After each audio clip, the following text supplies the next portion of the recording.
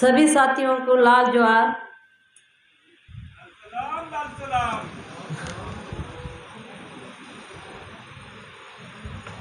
जितने भी बातें रघु ने जो बता रहे थे मैं सुन रही थी, रघु भी बहुत कुछ कहे, लेकिन मेरा ये है कि जितना लोगों को देख के मेरे एक अंदर में एक छोटी सी तो उम्मीद जग चुकी है।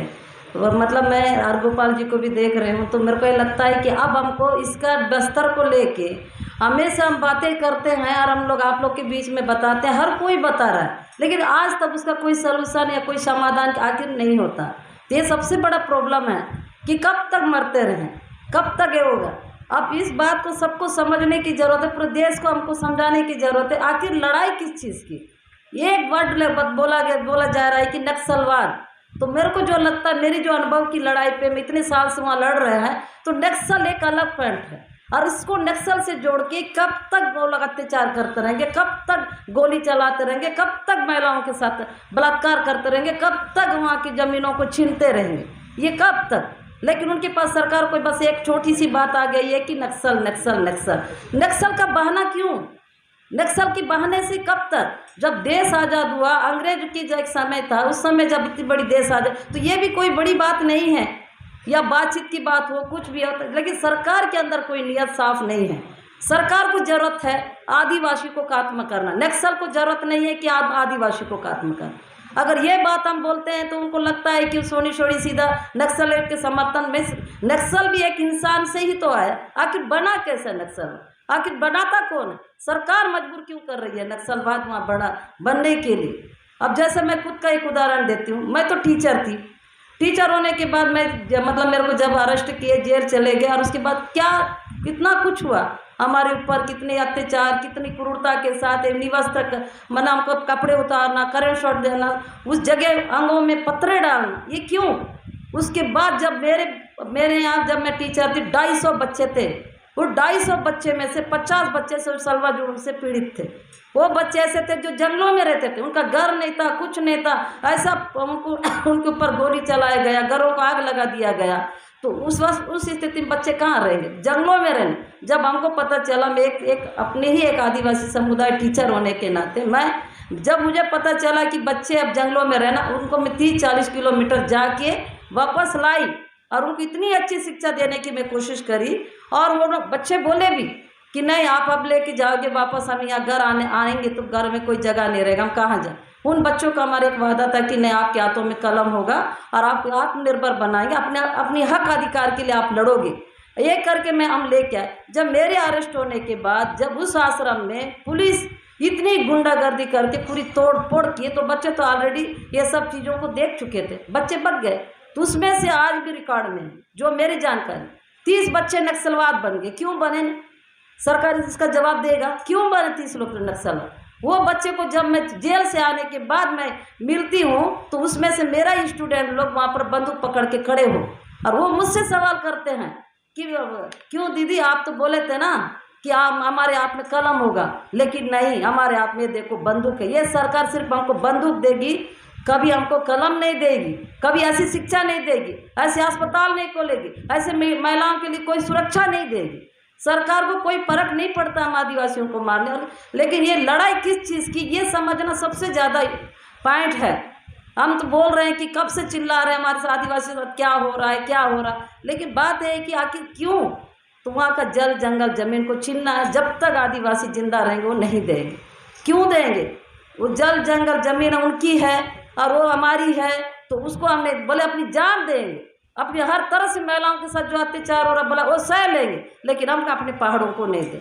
अब बताए अडानी की बात करते हैं, अडानी को ये बोला जाता है अडानी देश को चला रहे कर। अगर इतने बड़ा देश चलाने वाला अडानी है, तो बस्तर में भिखारी बन के क्यों भीख मांग रहा है? क्यों? वो नहीं होना चाहिए। आखिर अडानी हमारे नजरों में भिखारी है, भीख मांगता है, और वो सरकार के लिए हो सकता बहुत बड़ा पूंजी, हमारे लिए नहीं है। जो हमारे पहाड़ों को छीनने की कोशिश करेगा वो एक तरफ का एक भिखारी के रूप में ही हम गए। अब फिर से नंदराज पहाड़ को लेने की कोशिश कर रहा है। जो ये 2018 को हम लोग लड़े थे नंदराज पहाड़ की, उसको पूरी निरस्त हो गया था। ग्राम सभा, वो फर्जी ग्राम सभा करके वो लेने की कोशिश की, वो निरस्त हो गए। तो फिर कांग्रेस गवर्नमेंट ने उस चीज़ों को वापस दी। अब फिर से नंदराज पहाड़ पे आग डाल के बैठा है और बोल रहा है कि फिर नंदराज। अब अडानी कौन है? अडानी को क्या जरूरत है हमारे बस्तर में घुसने की? अब 6 महीना की बच्ची के ऊपर जो गोली चली वो क्यों चला? क्योंकि 6 महीना की मुदवेंडी की बच्ची, उस माँ ने क्या बोला, वहाँ के लोगों ने क्या बोला, पेड़ों को मत काटो।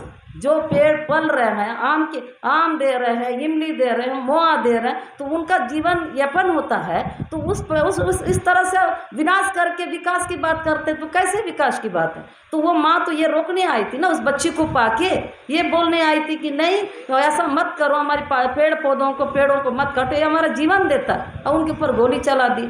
वो तो बच्चे पर गोली दस गई, माँ जिंदा है, बच्ची मर गई। उस बच्ची का 6 महीने की बच्ची को भी आज वहाँ की बस्तर की इस लड़ाई में शिकार होना पड़ रहा है। आखिर क्यों? तो क्या हुआ? रोड की बात करती है सरकार, हम लोग से बोलते हैं कि नहीं आप लोग विकास के लिए नहीं वो करते हो, विकास के विरोधी करते हो। इतनी चौड़ी रोड जो एक बार में 3 ट्रक जाएगा, वो भी कहाँ जाएगा? पहाड़ की तरफ उसका रोड का पूरा वो है। तो आप इतना मतलब वो करके क्यों बड़ी बड़ी रोड बनाने के तैयार होते हैं? तो रोड उस बना है, गर्म सभा है, पैसा कानून है। हमसे पूछे, हमारे लोगों से पूछे, वहाँ के गाँव के लोगों को किस टाइप की रोड चाहिए, कैसे उनको राहत मिले, वो रोड चाहिए। तो ऐसा पूछ के बनानी चाहिए ना। आखिर हमारे बच्चों के ऊपर गोली लगा चल रहा, उसके बाद भी रोड को बना दी और उसके बाद फिर कैंप भी लिया। वही हुआ पिड़िया में भी इसी तरह चीज, मतलब ये आखिर गोलियों को हमारे ऊपर चला के ये जो है सिर्फ वहाँ की जमीनों को मतलब बड़े बड़े पहाड़ों को पूंजीपति को देने के लिए तो कर रहे हैं। और क्या है? और एक तरफ देश भर पर हम नक्सल से लड़ने के लिए क्या हजारों लाखों सेना होने के बाद भी लड़ रहे हैं, लेकिन आदिवासी को जब गोली चल रही, मर रही, उसका कभी क्यों बाहर नहीं आता है? इतने अब राजे के ऊपर मैं जब भी आती हूँ आप लोग के बीच में, मैं अब वर्तमान की बात बताऊंगी, क्योंकि हमारे बस्तर में तो आए दिन कुछ ना कुछ घटना घट। अब जनवरी से लेके सरकार बनने के बाद की बात बता रही हूँ। तो अब राजे ओयाम के ऊपर भी घर के अंदर ही गोली चलाया गया। राजे ओयाम घर में थी, वहाँ पर उसके ऊपर गोली चल गया और उस महिला को घायल कर दिए हैं। हमारे बच्चे, छोटे छोटे बच्चे हैं जो इंद्रावती के उस पर रहते, वो खेल रहे थे, उनको क्या पता। और वहाँ पर आज के डेट में ये भी कर रहे हैं, नक्सल का नाम से खुद ही अपना बारूद और अपना बम, अपना हर तरह का जो भी है वो चीज़ को बिछाया जा रहा है। ये सत्य है। और उस पर लपट के मर रहे हैं ना हमारे आदिवासी। वो तो जंगल जाएंगे, खेती करेंगे, पेड़ पौधा में जाएंगे, मुल्क तोड़ने जाएंगे, उनको कोई नहीं रोक सकता आदिवासी। और उसमें जब लपट के मर रहे हैं तो बड़ा बड़ा न्यूज में दे रहे हैं, पेपरों में दे रहे हैं, ये देखो नक्सल ने वहाँ बम को डाल दिया था, नक्सल ने वहाँ ये बारूद डाला हुआ है, ये इस तरह का लाके ड्रोचर पट गया, हर बात पे नक्सल। तो जो दो बच्चे का भी यही तेंदुपत्ता तोड़ के बढ़िया सुखा के बच्चे लोग जा रहे थे वहाँ पर, वो दिखा उनको सफ़ेद, तो उनको लगा खिलौना है। उन लोग वो ज़मीन से खोदे, निकाल गए और ये वो दोनों बच्चे पत्थर से तोड़े, बम बस्ट हो गए, दोनों बच्चे मर गए। कुछ भी उनकी उसका तो शरीर तक का निशाना नहीं था। इतनी गौर मतलब इतने भयानक तरीके से मरे।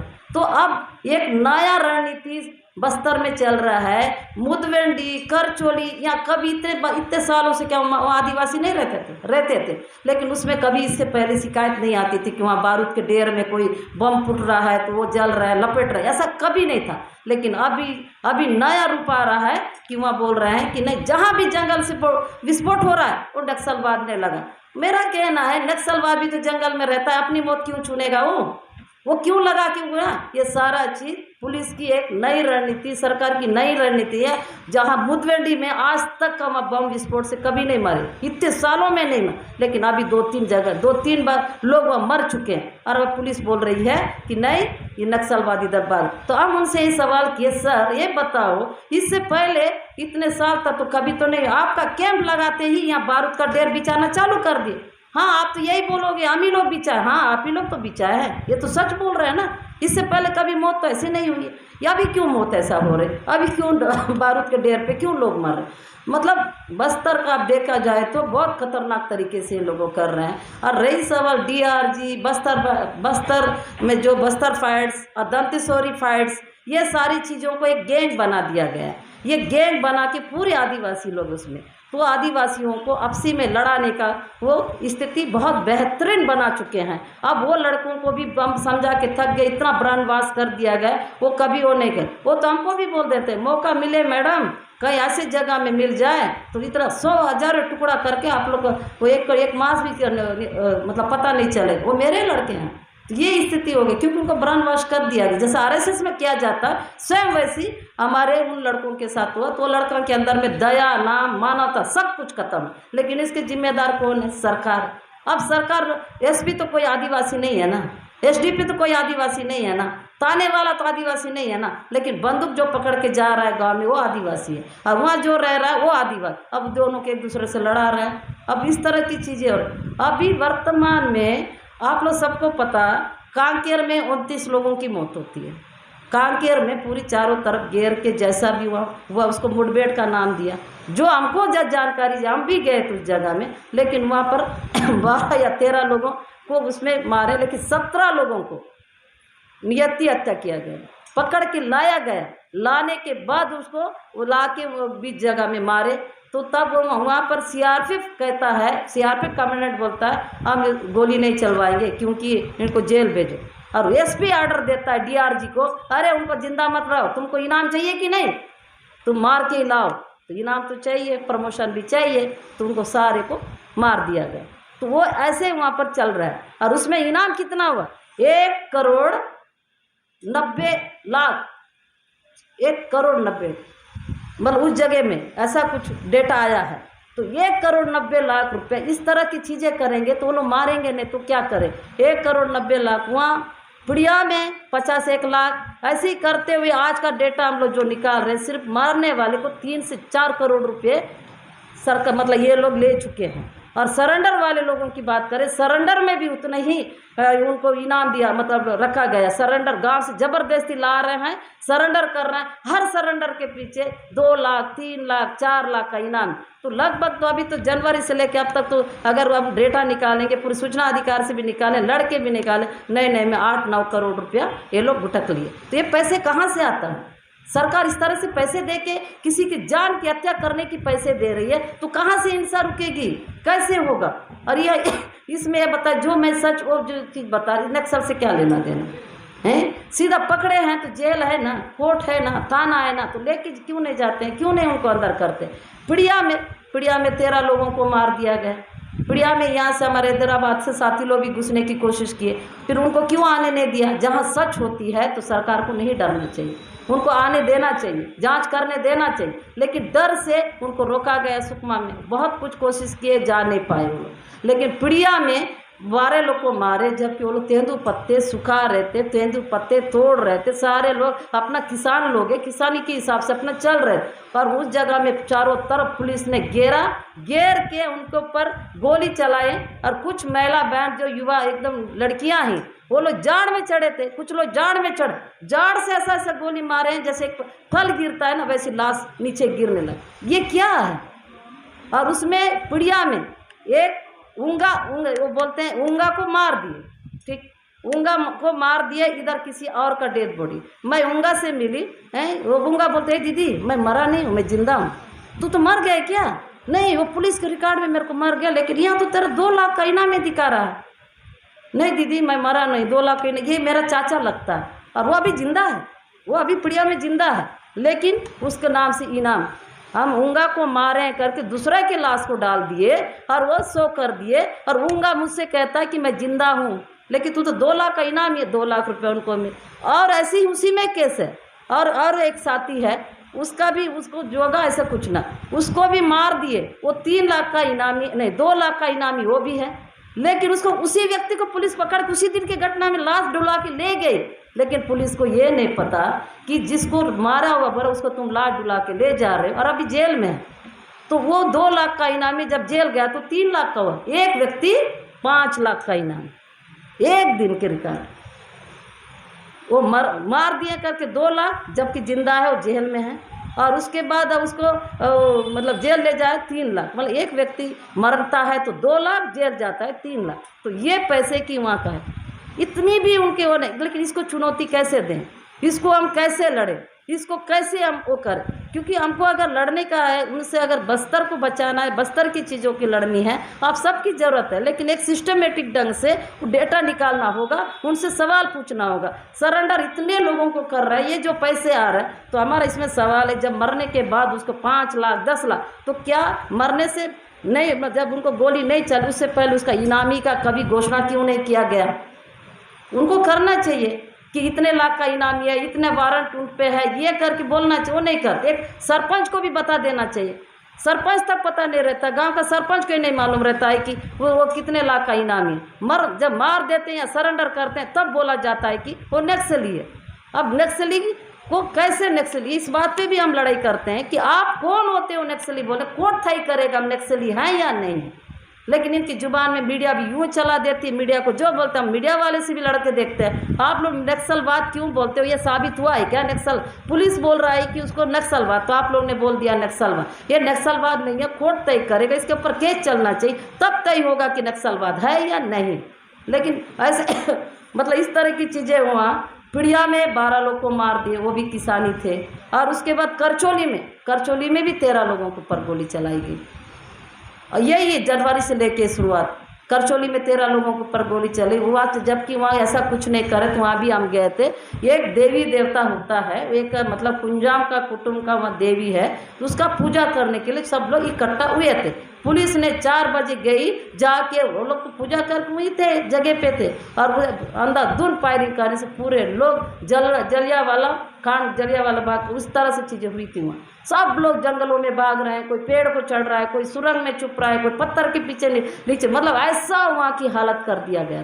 उसके बाद उसमें से एक भाई को आज भी मुझे बहुत, बाकी को तो मार दिए, बाकी लोग अब जिंदा हैं, कई बग के जिए, लेकिन वो 6 बजे से दौड़ता रहा।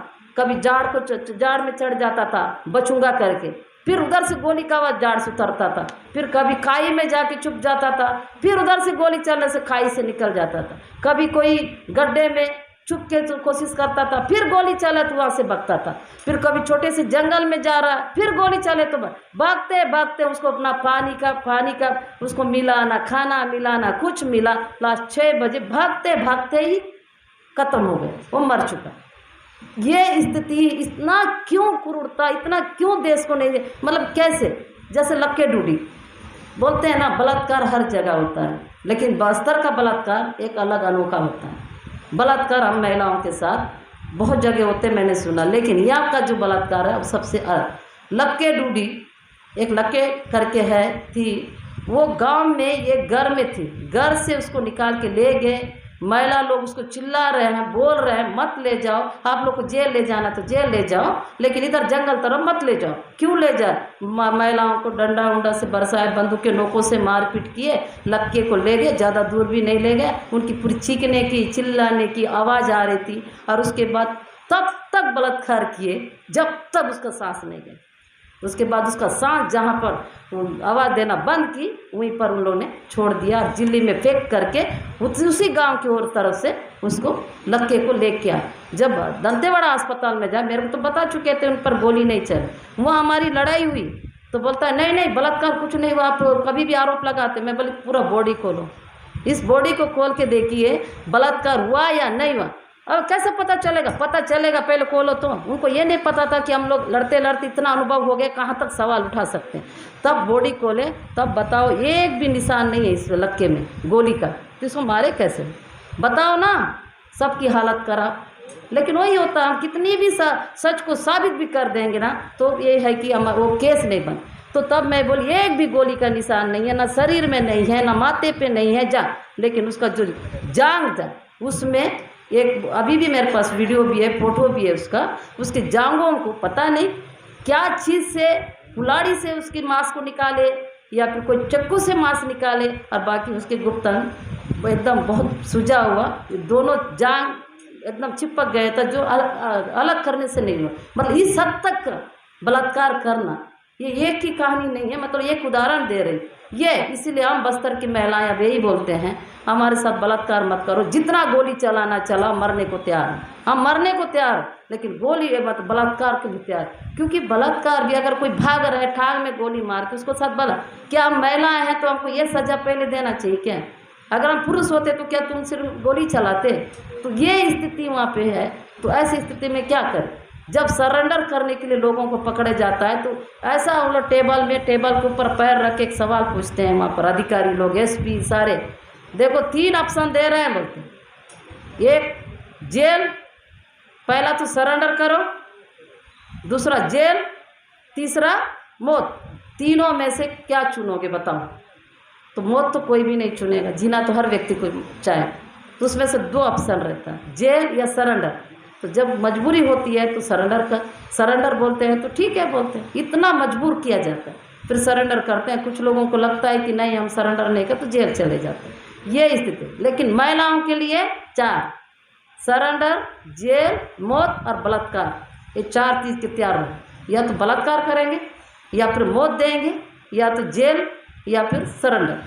तो ऐसे ऑप्शन रखेंगे तो वहाँ के आदिवासी क्या करेंगे, कैसे उनसे जूझेंगे बताइए? तो इतना जो चीज़ें वहाँ पर हो रही है। और जैसे बैलाडीला खदान के लिए इतना वहाँ पर आज के डेट में बच्चे मर रहे हैं। एक महिला 9 बच्चा पैदा कर रही है और वो बच्चे बच नहीं रहे हैं। जो बैलाडीला खदान के नीचे लोहा गांव, वो पूरा उधर मिट्टी को फेंक दिए हैं। जो मतलब जो लोहा निकालने के बाद जो आयरन की जो वेस्ट जो होता है खराब मिट्टी, उसको पहाड़ के उस पर फेंक दिया गया और उधर कोई देखने वाला नहीं है, कुछ नहीं।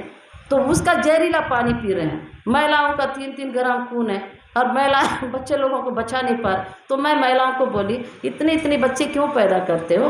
नहीं बच पा रहे तो रहने दो ना, आप उसको छोड़ दो, कुछ अपना मेडिकल दवा हुआ करके अपना बच्चों का नसबंदी करा लो। तो महिलाएं कहते हैं देखो हमारा पुरुष हमको नहीं सता रहा है, हम भी चाहते हैं शादी करके आए हैं तो हमारा एक बच्चा तो रहे, इसलिए हम अपना पैदा करते जा रहे, कोई तो बच्चा बचेगा। और वह 150 घर था, उसमें से आज के डेट में 30 या 15 घर बचे लगभग। हर साल वहाँ मर रहे हैं। लेकिन इसकी जिम्मेदार कौन है? बैलाडीला खदान। वो रुपये कहाँ जाता है? बस हमको गोली चलाने के लिए वो DRG और ये जो इनामी, ये सब जगह में करोड़ों अरबों रुपए देते हैं। मतलब हम पहाड़ भी हम दें, माइनिंग भी ये करें, वो पैसे लेके जाएं, उन्हीं पैसों से हथियार खरीदे, कैंप लगा ले, वो सब करके हमारे ऊपर गोली चलाए। मतलब ये है हमारी ज़िंदगी। तो क्यों दें? यही सब चीज़ों के लिए वहाँ की लड़ाई होती है। और वहाँ के युवाओं को कोई बेरोजगार को रोजगार नहीं, कुछ नहीं। अब वनवासी बचाओ मंच तो बहुत बेहतरीन एक मतलब धरना प्रदर्शन कर रहे थे। अब उनके लिए भी नक्सल से जोड़ा जा रहा है कि नक्सल संगठन से है। तो हमारा कहना है कि हमको दिमाग नहीं है, हमको बुद्धि नहीं है, हमारे बच्चों को क्या इतना ज्ञान नहीं है। उनके सामने जाड़ कट रहा है, लोगों को मार, उनकी बेटी बहन को इज्जत लूटा जा रहा है, तो आवाज़ नहीं उठाएंगे? हर बात को नक्सल से क्यों? तो उसमें वही है कि हम ज़्यादा बोला, हमको तो सीधा सीधा बोलते हैं ना। कई बार SP क्या बोला, आप तो नक्सली, हाँ ठीक है, मगर मैं अपने आवाज़ उठाती मेरे लोगों का अत्याचार के लिए उठा रही हूँ और जल जंगल जमीन की बात कर रहे तो आप ये मानते मैं नक्सलवादी? तो मैं हूँ नक्सलवाद, चलो ये भी मैं तैयार, मैं हूँ नक्सलवाद, मेरे कोई फ़र्क नहीं पड़ता। तो एक नक्सलवाद का हम पर ऐसा टैग डाल के कब तक जुल्म और अत्याचार करते रहे? ये बहुत बड़ी सवाल है। वहाँ की जो स्थिति हो रही है, बच्चे मर रहे हैं, अब तो पूरा ज़मीनों को बारूद के ढेर में बिछाते जा रहा है। अभी तो ये सबसे ज़्यादा हम लोग को चिंताजनक है। जहाँ जहाँ कैंप लगते जा रहा है उसके तरफ उनको तो ज़्यादा नहीं जाना, उनको तो पता है।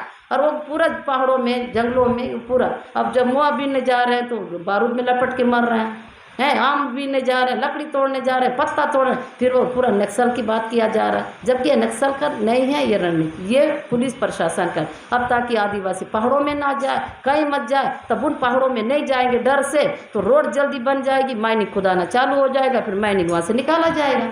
ये उनकी एक रणनीति है। अब वही बस बोला जा रहा है कि नक्सल है, तो इससे पहले तो कभी बारूद या बम नहीं पड़ते थे, कभी नहीं होते थे। और वही नहीं, अब छोटे बच्चों को, छोटे बच्चे हैं जो ये नारायणपुर ज़िला में, वहाँ पर भी 8 लोगों को मार दिया गया। तो वहाँ के लोगों को 8 लोगों को ऐसा बेरहमी से मारे, वो तो सुरंग में छुपे थे, उनको वहाँ से निकाला गया डंडों से कुचक के। और उसे कुछ लोगों को तो सुरंग में बंदूक के नोक पे मतलब गोली चला दिए। तो गोली चलाने के बाद वो तो जिंदा कहाँ से रहेगा, मर जाए। तो कुछ को निकाल भी नहीं पाए, वहीं सड़ गए। बाद में गाँव वाले बोले नहीं हम तो निकालेंगे, तो वहाँ से निकालना पड़ा। ये क्या है? उस सुरंगों में अगर चुप के बैठ गया है जो ऐसा है, तो उसको इस तरह से निकाल। तो छोटे बच्चे हैं 3 एकला, उन बच्चों को क्या किए, ड्रेस पहना रहे थे। तो बच्ची बोली मैं ड्रेस नहीं पहनेंगे। तो वो मेरे पास वीडियो भी है, मैं उनसे मिली भी हूँ, वो है तो वो पर नहीं पहन। अगर वो बच्चे को ड्रेस पहन लेती या ड्रेस पहना देते तो उसको भी मार के बोल देते कि ये भी नक्सलवादी है। तो मेरे को यही आप लोग के बीच में एक बात समझनी है, आप सबके बीच में आप लोग से भी जानना है, आखिर नक्सल के नाम से हमारा जीना आराम कर दिए। मतलब हम जी नहीं सकते, चल नहीं। जो बड़ा बड़ा डामरी रोड बना है, जब बीजापुर से भोपालपट्टनम चाहे दंतेवाड़ा, उस रोड में तो हमारे आदिवासी चल ही नहीं पाते हैं, उनको रोक दिया जाएगा कैंप के पास। तो क्या मतलब है, एक तरफ बोला जाता है कि नहीं आदिवासियों के उनके लिए गांव में एक रोड बना दे रहे हैं, अस्पताल बना, तो बड़ी अस्पताल तो ही नहीं। क्या एनएमडीसी कितना 75 साल हो गया लगभग चलाते हुए, एक ढंग का कॉलेज नहीं है, एक ढंग का मेडिकल नहीं है। और वो लोग देखो हैदराबाद ले जाते हैं, नहीं तो विशाखापट्टनम बाहर ले जाना पड़ा। जो पैसे को किसके लिए हो किए, फिर जिनकी वहाँ की पहाड़ है, मालिक है, उनके लिए एक बड़ा सा अस्पताल क्यों नहीं। तो मर जा रहे हैं और बड़ी बड़ी बात विकास की बात करते हैं ना। तो या आप लोग ये सवाल पूछ के देखिए, दंतेवाड़ा में ऐसा बड़ा अस्पताल जो यहाँ हैदराबाद विशाखापट्टनम या फिर आपको बाहर ले जाने की क्यों ज़रूरत पड़ती है, कई लोग नहीं ले जाते हैं। तो वो अस्पताल ही क्यों नहीं, एक अच्छी कॉलेज क्यों नहीं, एक अच्छे से कोचिंग की कोई चीज़ें क्यों नहीं, शिक्षा तो पूरी तरह गए। अगर मूलभूत आवश्यकता देना है तो गांव में वो अच्छा पानी दे, बिजली दे, लाइट दे, शिक्षा दे, लेकिन खाली वो ना दे के सिर्फ गोलियों से पूरे गाँव को तशनत बर्बाद कर रहे हैं। तो ये स्थिति है और मैं इससे एक उम्मीद लेके आप लोग के बीच में आई हूँ। लेकिन ये सवाल तो पूछना चाहिए कि इतने करोड़ रुपया ये जो पैसे जो आ रहे हैं, वो पैसों को ये मनमानी, मतलब एक एसपी घोषित कर देता है कि 5 लाख का इनामी, 6 लाख का। तो हमको पूछना चाहिए कि ये पैसे का जो एक सिस्टम से आया होगा कि क्या इनाम रखे हो, तो हमको क्यों नहीं बताते, चस्पा क्यों नहीं किया जाता, पेपर में क्यों नहीं दिया जाता, वो कितने बड़ा अपराधी है, फिर गाँव में क्यों बताया नहीं जाता। ये तो कानूनी में है ना, तो बताना तो चाहिए, सरपंच को बताना चाहिए, हम जैसे सामाजिक कार्यकर्ताओं को बताना चाहिए कि आपके जिले का इतने लोग मतलब माओवादी हैं, इतने इनामी हैं और इतना उनके ऊपर केस है, ये हमको बताते तो हम भी उसका कुछ ना कुछ सलूशन निकालते ना। लेकिन मारने के बाद बोलते 5 लाख इनाम, 6 लाख इनाम, क्या हम आदिवासियों को क्या बेवकूफ़ समझे क्या। इस तरह से करके वो लोग जो मन मर्जी कर रहे हैं और हमारे लड़कों को बस पैसा और ये अपना प्रमोशन ये बंद करे। और एक नहीं, अगर माओवादी है और वो सरेंडर किया है तो दोबारा उनको बंदूक क्यों देना चाहिए, ये तो नहीं देना चाहिए। उनका और भी तो दूसरी नौकरी देनी चाहिए ना, है। अगर मान के चलो माओवादी में रह के उसके साथ 20 की हत्या किया, मैं मान लूँ, तो वो सरेंडर करने के बाद उसका 20 लोगों की हत्या, मतलब हत्यारे माफ, ये कैसे माफी है। अगर उन्होंने 20 लोगों का हत्या किया, अगर पार्टी में रह के कुछ भी कारणवश से कुछ भी हुआ हो, तो उसके बाद वो अगर सरेंडर करने के बाद फिर उनकी पूरी माफ कैसे। तो ऐसे तो आम नागरिक को एक इंसान को अगर घायल करता तो उसके लिए तो जेल होता है, सजा होता है। तो ये कैसा, तो इस तरह की माफी करके जो छत्तीसगढ़ सरकार जो इनको बढ़ावा दे रही है, ये सबसे बड़ा उनकी है। और सरेंडर भी कुछ लोग जो करते हैं उनके साथ भी यही है। तो मेरा यह मानना है कि अगर उसने बंदूक के नोक पे इधर आके लड़ा है, लड़ने के बाद सरेंडर होता है, चलो उसकी आज़ादी है, वो सरेंडर हो के अपनी ज़िंदगी का जो उसको मैं वो नहीं कर, उसके बाद उसको अलग मतलब एक को देना चाहिए, नौकरी देना, और उसको फिर बेचते हैं। और उसके बाद क्या बोलते हैं, देख तू 10 लोग का हत्या करेगा ना तो तुरंत सर तेरा प्रमोशन और पैसा। और जो पुलिस वास्तव में फाइट करके आए, वो पुलिस क्या बोलते हैं, ये नक्सली बन के आए, नक्सली तरफ थे, सरेंडर किया, 6 महीना नहीं हुआ, TI बन गए, हम तो वहीं के वहीं बन रहे। ये कैसा है, ये इस तरह के नियम, इस तरह की चीज़ों को, सिस्टम को तो चुनौती देनी पड़ेगी, तभी ना हिंसा रुकेगी, कैसे रुकेगी। तो ये फिर उन्हीं को बंदूक दे के उन्हीं को भेजेंगे, उसी गांव में भेजेंगे, वो वहीं जाएगा, फिर वहीं मार उसकी हत्या कर देना। और महिलाओं का तो इतना, एक वो जो अभी ये करचोली में तो बेचारी गूंगी थी, वो तो बात भी नहीं करना जानती, वो घर में सोई तो उसको उठा के जंगल में ले जाके उसकी बलात्कार करके उसको मार दिए, वो बात ही नहीं करती है, गूंगी है, उसको वो करके ले गए। और एक वहाँ पर और बच्ची लोग हैं जो मुआबिन रहते हैं, वो घर के अंदर घुस गई और उसको घर से निकाल के पीछे ले गए, ड्रेस पहना दे और बस वो अब 250 कदम की दूरी पे ले जाके उसको गोली चला, सारे लोगों ने देखा। अब ये बताइए कौन सा ड्रेस पहना के खड़ा करके जब बंदूक से मारते उस समय उनको कैसा तकलीफ नहीं होता है, मुझे समझ नहीं। अब उस लड़की को, उस बच्ची को बोलते सावधान खड़े हो जाओ, ऐसे खड़े हो जाओ, वो ऐसी खड़ी थी, वो बताते गवाह है हमारे पास, ऐसी चुपचाप खड़ी थी। अब उसके बाद किधर से लगा, एक ही गोली से मारना है, एक ही गोली में मरना चाहिए, बस ये बोल के 2 गोली उस पर चलाए और उसको वो मतलब मार दिया और जिंदगी में बांध के ले गए। तो इस तरह से अगर होते रहेगा, ये चीज़ें होगा तो कैसे? ये मेन लड़ाई है नक्सल का नहीं है, ये मेन लड़ाई हम आदिवासी को खात्मा करने का है। आप सबको समझने की चाहिए कि ये सरकार, केंद्र सरकार, पूरी सरकार बेवकूफ़ बना रही है। नक्सल का नाम दे के हमारी आदिवासी को खात्मा कैसे करें और किस तरह से उनको उजाड़ें, जिससे उनको अडानी जैसे लोग, जिंदल जैसे लोग और बड़े बड़े कंपनियों को वो दें। अभी आरती स्पंज उस दिन अभी कुछ दिन पहले वहाँ और क्या कर रहे हैं ये लोग, अपना कंपनी को जारी रखने के लिए कुछ ट्रकों को लोड इकट्ठा करने बोलते हैं और उनको ट्रकों से लोड कुटवाते हैं। तो उस दिन मेरे को बताया वहाँ से मतलब मेरे भाई लोग फ़ोन किए, दीदी इधर ट्रक घुसा रहे हैं। मैं बोली किधर? तो बोले कि हमारे इस पहाड़ में घुसा रहे हैं। क्यों? देखो एक काम करना, माल भरने देना। अब वो फ़ोन में रिकॉर्ड होता है, माल भरने देना, मैं मच्छी का कार्टून लेकर हम ही आग लगा देंगे। अब नक्सल उसका का काम नहीं, हम लोग आग लगा देंगे। वो भी तो जल जंगल की बात करते हैं, हम भी वही लड़े। तो उसके बाद वो सुन लिया और ट्रक नहीं गया। अगर ट्रक जाता तो वहाँ से माल निकालना चालू। तो हम लोग को ये स्थिति हो गई है कि हमारे अंदर ये भावना जगने की स्थिति में आ गए कि हम आगे क्या लड़े, कब तक सिस्टम के साथ रहे, कब तक विचारों से लड़े, कब तक हम एक संविधान की बात करें, कब तक? और हम ये देख रहे हैं कि हमारे सामने से इतनी कुछ चीज़ें, ये चीज़ें हो रही है। ये जो नंदराज पहाड़ की बात भी कर रहे हैं, उस नंदराज पहाड़ का सबसे बड़ा कारण, एक तो पूजा करते हैं, दूसरी बात जो पहाड़ है वो मानसून से टकराता है। वो मानसून जब उस पहाड़ से टकराता है तो बहुत बड़ा बरसात होती है, पानी गिरती। तो हम सारे इलाके को, चारों जिला को डर है कि वो पहाड़ हट जाएगा तो मानसून तो टकराने की जगह ही नहीं है, तो वो वापस बारिश कहाँ से होगा? वो तो आगे निकल जाएगा, फिर हमको पानी नहीं मिलेगा, हमारे लोग खेती किसानी कैसे करेंगे? ये सारी चीज़ें हैं। और उसके बाद इतना ही बोल के वो करती हूँ, लेकिन फिर भी मैं उम्मीद करती हूँ कि इस बार चर्चा होना चाहिए, विचार विमर्श होना चाहिए। मुझे लगता है जो सरेंडर की नीति को भी हम लोग चैलेंज करके ढंग से लड़ेंगे तो रोका जा सकता है। जो गोलियां चल के जो इनामी की बात कर रहे हैं, उस पैसे के लालच में जो कि उसको भी हम लोग चुनौती दे के उसको जीता जा सकता है। इस तरह की एक सिस्टम से लड़ेंगे तब जाके रुकेगा, वरना ये लोग नहीं, ये पैसे इतनी उनकी बाप का जागीर जैसा कहाँ से पैसा ला के मन मर्जी वो करते हैं और हमारी बहन बेटी के साथ इतना कुछ खिलवाड़ जो कर रहे हैं। नहीं तो अगर आप सबकी ज़रूरत है बस्तर के लिए, मैं ये भी नहीं चाहूँगी कि जो हमारे आदिवासी हैं उनको बस NI का दायरा, UAPA का दायरा डरा कि उनको भी सख्त, उनको डरपोक और उस टाइप का बना के रखे हैं। इसलिए वहाँ पर बोलने के लिए भी आगे लोग नहीं आना चाहते हैं। और इस तरह बस मैं इतना करके सभी साथियों को जो है